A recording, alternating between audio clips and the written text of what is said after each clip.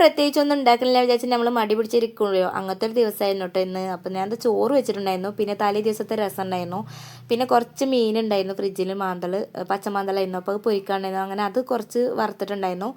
പിന്നെ അതും അതിൽ കൂടി ഞാൻ എന്താ പിന്നെ രസം കൂട്ടിയിട്ടാട്ടോ ചോറ് കഴിക്കാമെന്ന് വിചാരിച്ചു. അപ്പോൾ പിന്നെ ഞാൻ വിചാരിച്ചു കുറച്ച് ചമ്മന്തിയും കൂടി അരച്ചാലോ എന്ന് വിചാരിച്ച് കുറച്ച് ചീനമുളകും ചെറിയുള്ളിയും പുളിങ്ങൊക്കെ കൂട്ടിയിട്ടൊന്ന് കുറച്ച് ചമ്മന്തി അരച്ചിട്ടുണ്ടായിരുന്നു.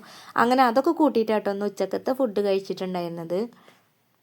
പിന്നെ അതാ വൈകുന്നേരം ആയപ്പോൾ ഒക്കെ പൊരിക്കടികളൊക്കെ കൊടുത്തിട്ടുണ്ടായിരുന്നു. സമൂസയും മുട്ട വെച്ചും പഴംപൊരിയും പൊക്കോടൊക്കെ ഉണ്ടായിരുന്നു. അങ്ങനെ അതൊക്കെ കൂട്ടിയിട്ട് ചായ കുടിച്ചിട്ടുണ്ടായിരുന്നു. അത് കഴിഞ്ഞപ്പോൾ ഇതാ വൈകുന്നേരം ആയപ്പോൾ ഒരു അച്ചാർ ഇടാൻ കുറച്ച് ദിവസമായി പൂതിയാവണു. അപ്പം ഒന്ന് അച്ചാർ ഇടാമെന്ന് വിചാരിച്ചു. ഞാനല്ല കേട്ടോ അച്ചാർ ഇടുന്നത്, ഞാൻ അങ്ങനെ അച്ചാർ ഇടാറില്ല.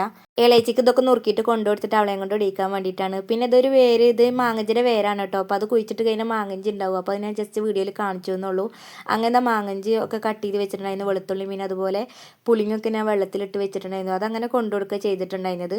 പിന്നെ കുറച്ച് സമയം കഴിഞ്ഞപ്പോൾ ഇതാ ബബിൾസ് നാരങ്ങ എന്തോ അങ്ങനെയൊക്കെ പറയും കേട്ടോ, എന്താ ഇതിന് കറക്റ്റ് പേരൊന്നും നമുക്ക് അറിയില്ല. അപ്പോൾ അത് കഴിച്ചിട്ടുണ്ടായിരുന്നു. പിന്നെ അതാ രാത്രിക്കത്തെ ഫുഡ് കഴിക്കാറാകുമ്പോഴേക്കും എൻ്റെ അച്ചാറൊക്കെ അവിടെ സെറ്റായി വന്നിട്ടുണ്ടായിരുന്നു കേട്ടോ. ഞാൻ വൈകുന്നേരത്താണ് ഇത് എല്ലാം കൊണ്ടുകൊടുത്തിട്ടുണ്ടായിരുന്നത്. അപ്പോൾ തന്നെ അച്ചാർ ഇട്ടിട്ടുണ്ടായിരുന്നു.